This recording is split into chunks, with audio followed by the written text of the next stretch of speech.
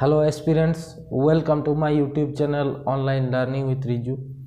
তো তোমরা অলরেডি জানো যে 18 তারিখ একটা বড়সড় আন্দোলন হয়েছে ওয়েস্ট বেঙ্গল পুলিশের নতুন ভ্যাকেন্সি ডিক্লারের জন্য, এবং যাতে এসআই পদের জন্য যে ডাব্লিউবিপি বা কেপির পরীক্ষা যাতে হয়, এবং সেক্ষেত্রে বয়সটাও যেমন 30 বছর করা হয়। তোমরা জানো যে ডাব্লিউবিপি কনস্টেবল, কেপি কনস্টেবল ইত্যাদির বয়স 30 বছর করা হয়েছে, অথচ সাব ইন্সপেক্টরের ক্ষেত্রে বয়সটা কিন্তু 30 বছর করা হয়নি।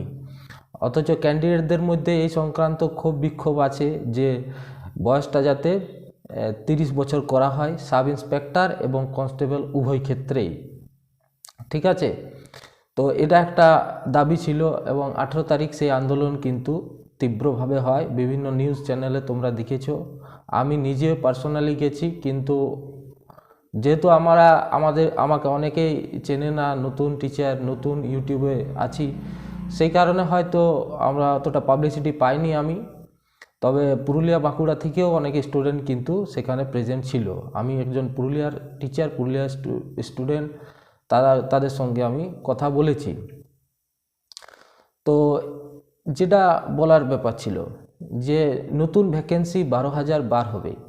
এই নতুন 12,000 কনস্টেবলের যে ভ্যাকেন্সি, সেটা কিন্তু ফর্ম ফিল আপ শুরু হবে ফেব্রুয়ারি থেকে, এবং ভ্যাকেন্সি কিন্তু এই মাসে আর কিছুদিন আছে, তার মধ্যেই বার হবে। হয়তো দেখো ফেব্রুয়ারি সেকেন্ড উইক দিকেই কিন্তু ফর্ম ফিল আপ শুরু হয়ে যাবে, আর এই জানুয়ারির শেষে কিন্তু ভ্যাকেন্সি একটা বার হবে ওয়েস্ট বেঙ্গল পুলিশের। আর রিফরমেশন আনছে ওয়েস্ট বেঙ্গল পুলিশের জন্য, পরীক্ষা সংক্রান্ত একটা যে চেঞ্জ নিয়ে আসছে, রিফরমেশন নিয়ে আসছে। এই চেঞ্জটা কতটা ক্যান্ডিডেটদের পক্ষে যাবে সেটা জানা নেই, তবে হ্যাঁ, কিছু তো চেঞ্জ হচ্ছে। এবং কনস্টেবলের যে বলা হচ্ছে যে একটি পরীক্ষার মাধ্যমে নিয়োগ হবে। কনস্টেবল নিয়োগের ক্ষেত্রে আগে বর্তমানেও যা সিস্টেম আছে, সেই সিস্টেমে প্রথমে প্রিলি, তারপরে মাঠ, তারপরে আবার মেন, তারপরে ইন্টারভিউ, এই স্টেজ অনুযায়ী চলে। এক্ষেত্রে ক্যান্ডিডেটদের কিছু সুবিধাও আছে, কিছু অসুবিধাও আছে। প্রথমত প্রসেসটা একটু লেংদি হয়ে যায়, দীর্ঘ সময় লাগে, সেই কারণে একটু অসুবিধা হয়। ধৈর্য ধরে রাখতে হয় পরীক্ষা রেজাল্টের জন্য, পেশেন্স থাকতে হয় স্টুডেন্টদের মধ্যে। তবে সিঙ্গেল পরীক্ষা হলে সেটার ক্ষেত্রে প্রথমে যদি মাঠ হয় তারপর পরীক্ষা হয়, that will be the best process আমার মনে হয়। তবে আমাদের এই দাবিটা কতটা তারা মেনে নেবে বা কতটা তারা গ্রহণ করবে, সেটা কিন্তু সাবজেক্ট টু দ্য সার্কামস্টেন্সেস, পরিস্থিতির উপর নির্ভর। তো এই কথাটা বলার ছিল যে সিঙ্গেল স্টেজে যদি পরীক্ষা হয়, কম্পিটিশান অনেক বেশি হবে, এবং যদি প্রথমে রিটিন পরীক্ষাটা হয়ে যায় তারপর মাঠ হয়, সেক্ষেত্রে দেখা যাবে যে ভালো ভালো স্টুডেন্ট যারা হয়তো মাঠে পাস করতে পারবে না, তারাও কিন্তু প্রিলি কোয়ালিফাই করে যাবে এবং মাঠে অ্যাপিয়ারও করতে পারে।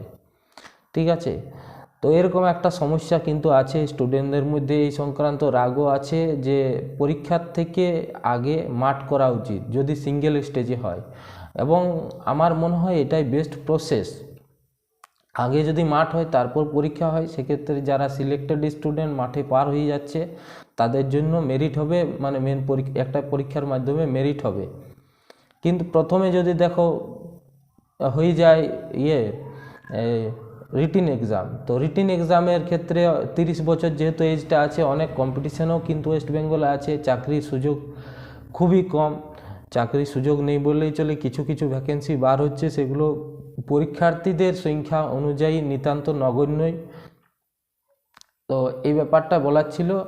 তবে হতাশ হওয়ার কোনো কারণে, প্রিপারেশন তোমাদেরকে যারা সরকারি চাকরির জন্য মরিয়া হয়ে পড়াশোনা করছো, তারা একদিন সাফল্য পাবেই, এটা কিন্তু কিছু করার নেই, এটা পাবেই। তবে একটা সময়ের একটা অপেক্ষা। আর 18 তারিখ যে তোমরা আন্দোলন করেছো, আমাদেরকে সহযোগিতা করেছো, অনেক টিচার আছে পৌঁছেছেন। আমার বিশেষ করে যে পরিচিত টিচার, তার মধ্যে ছিলেন চিরঞ্জিত স্যার, তোমরা জানো। ঠিক আছে, তো চিরঞ্জিত স্যারের সাথে আমার নিজের পার্সোনালি কথা হয়েছে, কথা বলেছি ওখানে। তো আমার নিজের চ্যানেলটা যেহেতু ছোট চ্যানেলটা সাবস্ক্রাইবার কম, সেক্ষেত্রে এই খবরটা আমি নিজে আগের থেকে দিইনি, কারণ এটা খারাপ জিনিস। তো স্যার আন্দোলন শুরু করেছিলেন আন্দোলনের ডাক, কিন্তু তিনি শুরু করেছিলেন, ডাক দিয়েছিলেন আমাদেরকে, আমরা অংশগ্রহণ করতে পেরেছি, এটাই অনেক। তবে প্রিপারেশনের জায়গায় একজন টিচার হিসাবে আমি বলবো যে তোমরা ম্যাথ এখন থেকেই ভালোভাবে রেডি করো, ম্যাথের রেগুলার প্র্যাকটিস করো, 2 থেকে 2 ঘন্টা অ্যাটলিস্ট সারাদিনে ম্যাথ প্র্যাকটিস করো, 1 ঘন্টা জিআই, এবং এটা প্র্যাকটিসের দ্বারাই কিন্তু তোমরা পরীক্ষার হলেও কিন্তু তাড়াতাড়ির মধ্যে করতে পারবে আশা রাখি। আর কারেন্ট অ্যাফেয়ার্স, জিকে ইত্যাদির প্রিপারেশনের জন্য কোনো একটা বই, একটা সিঙ্গেল অথার কোনো একটা বই ধরে প্রিপারেশন করাটাই বেস্ট। তো এই সংক্রান্ত যদি কারো কোনো সমস্যা থাকে বা কোনো জিজ্ঞাসা থাকে, তোমরা অবশ্যই আমাকে জানাতে পারো। ডাব্লিউবিপি কনস্টেবলের জন্য ডেলি মক টেস্ট দিতে হবে, প্রিপারেশন করার সাথে সাথে তোমার নিজেকে যাচাই করতে হবে, বই পড়তে হবে। ডাব্লিউবিসিএস যদি কেউ ম্যানুয়াল পড়ো সেক্ষেত্রে সেই বইটা পড়তে পারো, মানে একটা কমপ্লিট স্টাডি একটা তোমাকে করতে হবে, তবেই কিন্তু সাফল্য পাবে। ঠিক আছে। আর ডাব্লিউবিপি 12,000 ভ্যাকেন্সি, সেখানে কিন্তু অনেক মহিলাদের জন্য ভ্যাকেন্সি আসছে, সেখানে এসআইয়ের নতুন ভ্যাকেন্সি বার হবে। তো 12,000 কনস্টেবল কিন্তু তোমরা ফেব্রুয়ারি মাসের মধ্যে পেয়ে যাচ্ছ, ফর্ম ফিল আপ স্টার্ট হয়ে যাবে।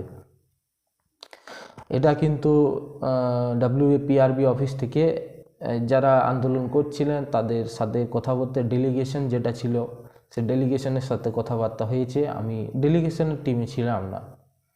ঠিক আছে, তো এটাই বলার ছিল।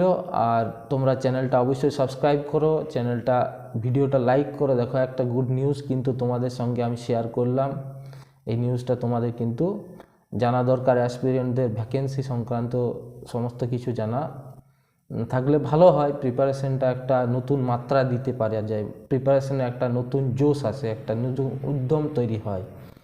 ঠিক আছে, তো এটুকুই বলার ছিল। যারা ভিডিওটা দেখলে ভিডিওটা লাইক করো।